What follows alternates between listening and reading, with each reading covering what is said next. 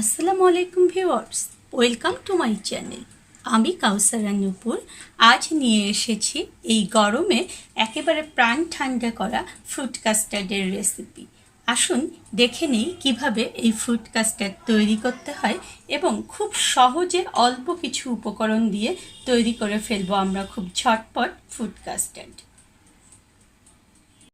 Custard বানানোর জন্য আমি এখানে 1 লিটার তরল দুধ ব্যবহার করব। এই 1 লিটার তরল দুধ আমি গরম হতে দেব এবং এখানে আমি 3টি সাদা এলাচ দিয়ে দেব ফ্লেভারের জন্য। এই দুধ গরম হতে হতে আসুন আমরা কিছু কাজ করে আসি। একটি বাটিতে আমি একটু ঠান্ডা দুধ নিয়ে সেখানে 2 টেবিল চামচ পরিমাণ কাস্টার্ড পাউডার গুলে রাখবো। আরেকটি বাটিতে আমি একটা ডিম নিয়ে সেখানে 3 টেবিল চামচ পরিমাণ গুঁড়া দুধ দিয়ে দেব। আর এখানে আমি দিয়ে দেব 1 টেবিল চামচ পরিমাণ চিনি।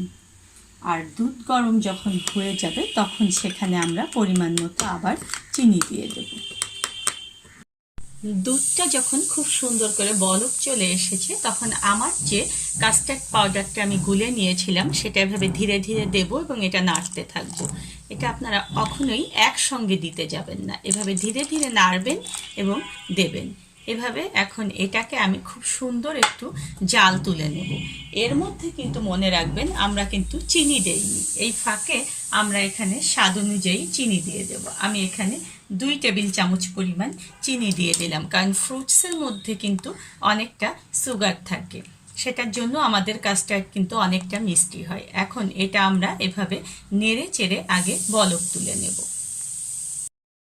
আমাদের কাস্টার্ডটা যখন এরকম খুব সুন্দর ফুটে উঠেছে তখন আমি যে ডিম আর গুঁড়া দুধ গুলিয়ে রেখেছিলাম সেটা এখন এর মধ্যে এভাবে মিলিয়ে দেব এবং এটা খুব দ্রুত কিন্তু নাড়তে হবে, না নাড়লে কিন্তু এটা একদম ঘন হয়ে জমা হয়ে যাবে। এভাবে খুব দ্রুত হাতে নেড়ে এটাকে আমরা আবার অল্প আঁচে বলক তুলে নেব।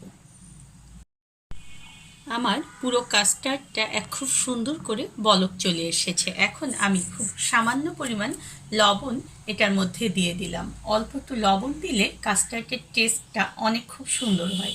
এখন আপনারা আপনাদের নিজেদের মতো চিনিটা দেখে নেবেন যে আর চিনি লাগবে কিনা। এই অবস্থায় এটাকে আমরা ঢেলে ফ্রিজে ঠান্ডা হতে দেব।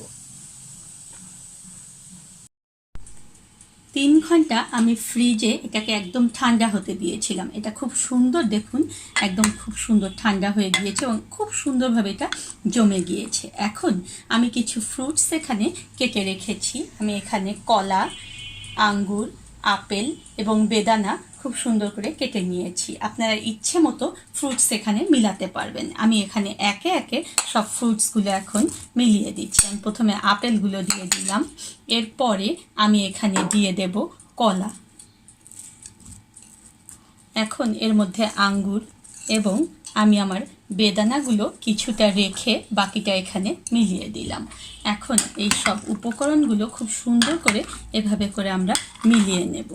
হয়ে গেল আমাদের খুব সুন্দর এবং সহজ উপায়ে ফ্রুট কাস্টার্ড। আপনারা এখন শুকনো কিছু ফ্রুটস ছড়িয়ে এটা খেতে পারেন কিংবা এভাবেও খেতে পারেন।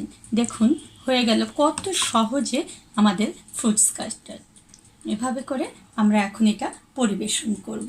আমার এই ভিডিওটা যদি ভালো লাগে তাহলে অবশ্যই আপনারা লাইক করবেন, কমেন্টস করবেন আর সাবস্ক্রাইব করে আমার পাশে থাকবেন।